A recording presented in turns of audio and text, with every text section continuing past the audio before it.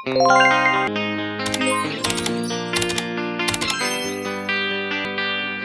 guys! Dahil Sabado ngayon, pupunta tayo ng Mapalengke at magwa 1K challenge po tayo. So para mga idea kayo kung ano na lang ba ang mabibili sa 1,000 peso. Ito naman, dadagdagan ko na lang kasi mayroon naman ako dito sa bahay. So dadagdagan ko na lang yung aking bilhin para sa pangbuong linggo. Mayroon akong nabiling, ayan, bawang, sibuyas na pula at puti, may kape, itlog. Tapos dahil Sabado ngayon, wala na talaga siyang laman. May hotdog pa dito at mayroong pork. So, dadagdagan ko lang kung anong mabibili nitong 1,000 pesos. Tara. Ayan, so babalikan ko kayo mamaya pagka ako'y nasa palengke na. At ito na, nandito na nga ako sa tricycle at may dala akong eco bag.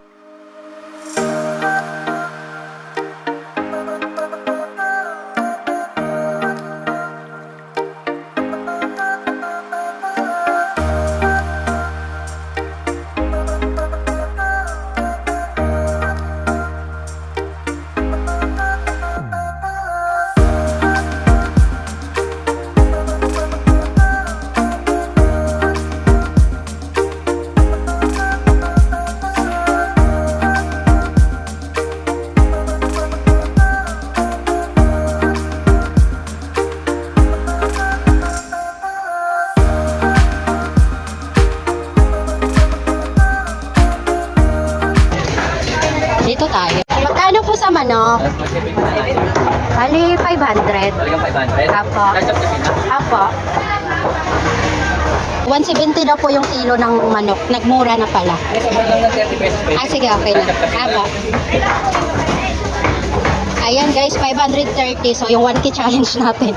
470 na lang. Ayan, i-follow daw po ako. Ate, yun na nga guys, pinalo pa ako ni ate. Thank you so much po ate sa pag-follow. Ako nga ako'y nahiya at hindi naman talaga ako vlogger. Vlogger-vloggeran lang.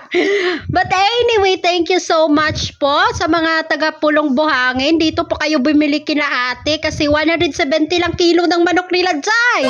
Tapos sa mga fresh pa, parang ako, charot, ng kabataan ko, charot. At ito na nga, 530 lang yung binili kong manok. Ayan, sinerch ni ate yung pangalan ko talaga. At ako nga hiyang-hiya. We, hindi halata. Day, na ikay nahiya. At ito na nga, nag-video-video lang naman ako. Syempre, para mayroon tayong pang-upload. Diba? Sayang din yung kikitain natin. May kinikita nga ba?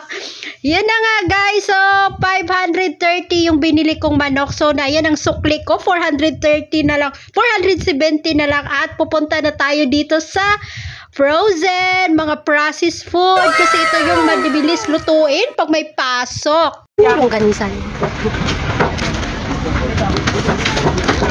Magkano isang ano? Beef pala. Or? Chicken ba? 4 cubes. Yan lang po. 300. Okay. Lang yung tira. Wala na po, ito na po. At ito na nga sa mga oras na to, pauwi na tayo kasi dadaan pa tayo ng grocery. Ayan guys, magpifiesta na dito sa amin.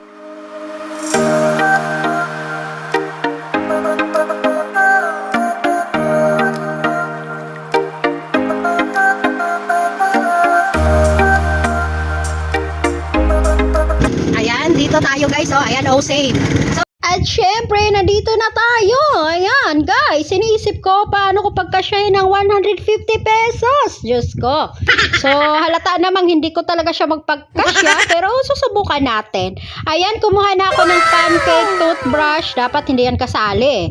Dato puti soy at at vinegar oyster sauce. Ano na, pinalitan ko yung vinegar sa mas mura. Ginisa mix, paminta, crispy fry, cornstarch para pampalutong. Yon, kumuha na rin tayo ng sabon ng pangkusko sa banyo. At ito na, tutungo na tayo. Tutungo sa pinaka-exciting part ng ating grocery. Ayan. Flex ko lang pala yung aking wallet. So, 381 lahat guys. So, halata naman na sumobra tayo. Diyos ko, day. At ito na nga. Dinilagay ko na sa box. ito na nga guys, nandito na tayo sa bahay. So, hindi ko na i-reveal yung pinamili ko kasi nakita nyo naman, di ba? So, yung 1,000 challenge natin, ang nabili ko lang talaga noon ay 530 na manok. Tapos, yung bangs ko. Tapos, yung mga processed foods, yung kalahating tusino, 2 longganisa at yung ham. Yun lang talaga nabili ko. Tapos suka, ayan, suka, yung grocery natin is 400. So, sa 150 list, naglaps po tayo, sumobra tayo ng 250 pesos. So, ganun na po ka-expensive ang ating mga bilihin. Yan lang at bye-bye!